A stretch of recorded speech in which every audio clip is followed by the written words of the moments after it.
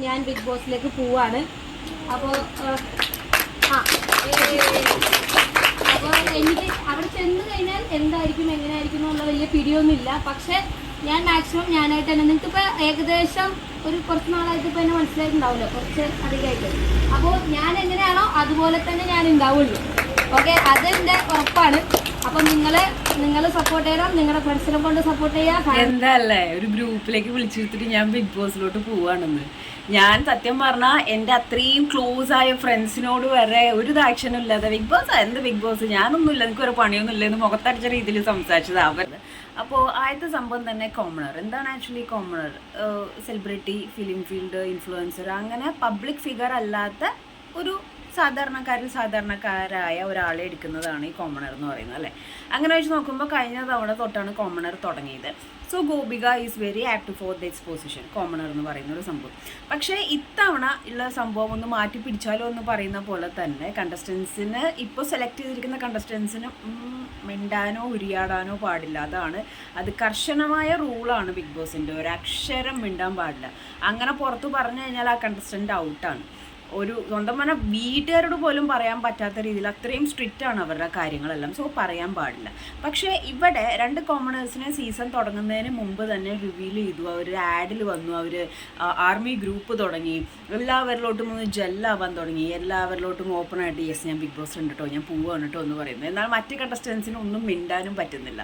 അവർക്ക് എല്ലാം behind the സ്ക്രീനാണ് അവർ കാര്യങ്ങൾ ചെയ്യുന്നത്. അവർ സ്ക്രീനിൽ വന്നതിന് ശേഷം മാത്രമാണ് നമുക്കിത് ചെയ്യാൻ പറ്റത്തുള്ളൂ. ബാക്കിയുള്ളതെല്ലാം അവർ ഹൈഡ് ചെയ്താണ് പോകുന്നത്. പക്ഷേ അവരെക്കാളും കൂടുതൽ സോഴ്സ് ആർക്ക്, കോമണേഴ്സിന് ഓപ്പൺ ആയി കൊടുത്തു. ബിക്കോസ് അവർ ഇൻ ഫ്രണ്ട് ഓഫ് ഓൾ പറഞ്ഞു ഞാനാണ് കോമണർ എന്നുള്ളത്. ഇവരാണ് കോമണറായിട്ട് വരാൻ പോകുന്നതെന്നുണ്ടെങ്കിൽ ഓക്കെ, എനിക്കിപ്പോഴും ഡൗട്ട്ഫുൾ ഉണ്ട് ഇവർ തന്നെയാണോ കോമണർ എന്നുള്ളത്, ടമ്മിയിട്ട് കളിച്ചാണോ എന്നുള്ളത്. അല്ല, ഇവരാണ് കോമണർ എന്നുള്ളതെന്നുണ്ടെങ്കിൽ അതിനെ എനിക്ക് പേഴ്സണലി ഒരു രീതിയിലും ഉൾക്കൊള്ളാൻ പറ്റുന്നില്ല ബിഗ് ബോസ് എന്താണ് ഉദ്ദേശിച്ചിരിക്കുന്നത് എന്നുള്ളത്. ആൻഡ് ഞാൻ ഒരു താത്തി കെട്ടി പറയുന്നില്ല, ഇതായിട്ട് പറയുന്നില്ല. കഴിഞ്ഞ സീസണിൽ വിഷ്ണു എന്ന് പറയുന്ന വ്യക്തി അങ്ങനെ നോക്കുകയാണെങ്കിൽ കോമണറാണ്. കാരണം എന്ന് വെച്ച് കഴിഞ്ഞാൽ ഒരു വലിയൊരു പബ്ലിക് ഫിഗർ സംഭവമായിട്ടും കാര്യങ്ങളായിട്ടും ഇൻഫ്ലുവൻസറായിട്ടോ ഫിലിം ഫീൽഡായിട്ടോ അങ്ങനെയൊന്നും അറിയപ്പെടാത്ത ഒരു വ്യക്തിയാണ് വിഷ്ണു എന്ന് പറയുന്ന ഒരു വ്യക്തി. ആൻഡ് അതിന് മുമ്പത്തെ സീസണിൽ ശാലിനി എന്ന് പറയുന്ന വ്യക്തിയും അത്യാവശ്യം വളരെ ലിമിറ്റഡ് ലൈറ്റായിട്ട് ചെറിയ രീതിയിൽ അറിയാമെന്നുണ്ടെങ്കിലും വലിയൊരു ഫിലിം ഫീൽഡ് അല്ലെങ്കിൽ ഒരു അത്യാവശ്യം ഫോളോവേഴ്സ് അല്ലെങ്കിൽ ഒരു ഇൻഫ്ലുവൻസർ സോഷ്യൽ മീഡിയ ഫേം എന്നുള്ള രീതിയിലൊന്നും ആരും അറിയുന്നുണ്ടായിരുന്നില്ല, ശാലിനി അറിയുന്നുണ്ടായിരുന്നില്ല. അപ്പോൾ അങ്ങനെ വെച്ച് നോക്കുമ്പോൾ ഇത്തവണ ഈ ഒരു കോമണേഴ്സ് അപ്പോൾ അവരെന്നിട്ട് സെലിബ്രിറ്റി ആ ഒരു കണ്ടസ്റ്റൻ്റ് ആയിട്ടാണ് ഇവർ രണ്ടുപേരും വന്നത്. പക്ഷേ കോമണറായിട്ട് വന്നതിന് വെരി ആക്സെപ്റ്റബിൾ ആയിട്ടുള്ള ഇതായിരുന്നു. അത് മാത്രമല്ല ഓഡിയൻസിൻ്റെ മുമ്പിൽ നിന്നാണ് പിക്ക് ചെയ്തത്. പക്ഷെ ഇപ്പോഴത്തെ അവസ്ഥയിലുള്ള ഇവരെന്ന് പറഞ്ഞു കഴിഞ്ഞാൽ അവരുടെ റീൽസ് സംഭവങ്ങൾ വൈറലായിട്ടുണ്ട്, സെലിബ്രിറ്റീസിൻ്റെ കൂടെ നിന്നിട്ടുണ്ട്, അത്യാവശ്യം ഫേമും കാര്യങ്ങളൊക്കെ ആയിട്ട് ഒന്ന് പബ്ലിക്കലി വളരെയധികം അവർക്ക് ഇൻഫ്ലുവൻസ് ചെയ്യാൻ പറ്റുന്ന ഒരു സംഭവമാണ്. അവർക്ക് ഓപ്പണായിട്ട് ബിഗ് ബോസിലോട്ട് വരാൻ ആഗ്രഹം ഉണ്ടെന്നുള്ള വീഡിയോസും കാര്യങ്ങളൊക്കെ അതിൻ്റെ ഭാഗമായിട്ട് ക്യാച്ച് ചെയ്ത സംഭവമായിരിക്കാം ഇത്. കംപ്ലീറ്റ്ലി ഇതിൻ്റെ തീരുമാനങ്ങളെല്ലാം ഷോ ക്രിയേറ്റേഴ്സ് ആണ് ചെയ്യുന്നത്. We don't have any right to question. Okay, അത് ആർക്കാണെങ്കിലും നമ്മുടെ അഭിപ്രായങ്ങൾ പറഞ്ഞു പോകാമെന്നല്ലാതെ അതുകൊണ്ട് മാറ്റിക്കോ അതെന്താണെന്ന് ചോദിക്കാൻ പറ്റില്ല. ചോദിച്ചൊരു കാര്യമില്ല. അതൊന്നാമത്തെ കാര്യം. രണ്ടാമത് ഇതിൽ നിന്നും എനിക്ക് മനസ്സിലായ കാര്യം എന്ന് വെച്ച് കഴിഞ്ഞാൽ ഇവർ അത്യാവശ്യം ഫീൽഡിലുള്ളതാണ്, പബ്ലിക് ഫീൽഡിലുള്ളതാണ്. എൻ്റെ ഇൻ ആൻഡ് ഔട്ട് കാര്യങ്ങൾ അറിയുന്നതാണ്. How to use social media, how to pick the people, how to you know like എങ്ങനെയാണ് ഓഡിയൻസിനെ കയ്യിലെടുക്കേണ്ട കാര്യങ്ങൾ അവർക്ക് കളിക്കാവുന്ന രീതിയിലൊക്കെ മാക്സിമം PR വൈസ് ആണെങ്കിലും ആർമി വൈസ് ആണെങ്കിലും നേരിട്ട് റീൽസ് ചെയ്തിട്ടാണെങ്കിലും എങ്ങനെ രീതിയിലും ഫാൻസിനെ കളക്ട് ചെയ്യാൻ ഭയങ്കര എളുപ്പമാണ്. ഓക്കെ, ഇതിൽ വിഷയം എന്ന് വെച്ചാൽ ഈ കോമണർ എന്ന് പറഞ്ഞ സാധാരണക്കാരായ ഇതിനേക്കാളും നന്നായിട്ട് ഓരോരുത്തർക്കും ഓരോ ടാലൻ്റ് ഉണ്ട്. എന്നാൽ ഇതിനേക്കാൾ നന്നായിട്ട് പെർഫോം ചെയ്ത് ലോകത്തിൻ്റെ മുന്നിലോട്ട് എത്തിപ്പെടാൻ ആഗ്രഹിക്കുന്ന ഒരുപാട് ആൾക്കാരുടെ ചാൻസസ് വന്നങ്ങോട്ട് മറയാണ്. അതൊരു വളരെ സങ്കടകരമായ ഒരു കാര്യമാണ്. ഈ കോമണർ എന്ന് പറയുന്ന ഒരു സംഭവം വെച്ചിട്ട് ഇതേപോലെ അത്യാവശ്യം പബ്ലിക്കലി ഇതായിട്ട് നിൽക്കുന്ന ആൾക്കാരെ സെലക്ട് ചെയ്ത് സീസൺ തുടങ്ങുന്നതിന് മുമ്പ് തന്നെ അവരത് റിവീൽ ചെയ്യുക, അവർക്കുള്ള ചാൻസസ് കുറച്ച് ഓപ്പണാണ്. ഇത് ഞാൻ പറഞ്ഞു എന്നുള്ളൂ. പക്ഷേ എനിക്ക് ഒരു കോൺഫിഡൻ്റ് ആയിട്ടുള്ള സംഭവം എന്ന് വെച്ച് കഴിഞ്ഞാൽ ആരാണെങ്കിലും ഇപ്പോൾ കോമണേഴ്സിനെ നേരത്തെ റിവീൽ ചെയ്താലും എന്താണെങ്കിലും എത്ര ഫാൻസ് പവറിൻ്റെ അവർ ഇങ്ങനെ ആകർഷിക്കാൻ നോക്കിയാലും PR പേജ് തുടങ്ങിയാലും ആർമി പേജ് തുടങ്ങിയാലും എന്ത് തുടങ്ങിയാലും ജനങ്ങളെന്ന് പറയുന്ന ഒരു സംഭവമുണ്ട്. അതിൻ്റെ ഉള്ളിൽ 21 ദിവസം വേണമെങ്കിൽ ചിലപ്പോൾ അഭിനയിച്ച് നിൽക്കാൻ പറ്റും. അത് കഴിയുമ്പോൾ ഇവരുടെ ശരിക്കുള്ള സ്വഭാവം പുറത്തേക്ക് വരും.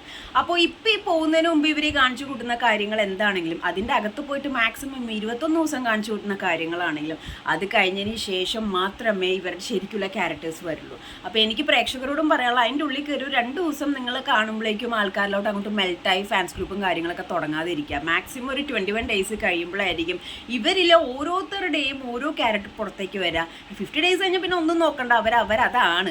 ഓക്കെ, അപ്പോൾ ഇങ്ങനൊരു സംഭവം ഉണ്ട്. കോമണേഴ്സായിട്ട് നിൽക്കുന്ന ആൾക്കാർ ഒരുപാട് ചാൻസസ് മറിച്ചിട്ടുണ്ട്.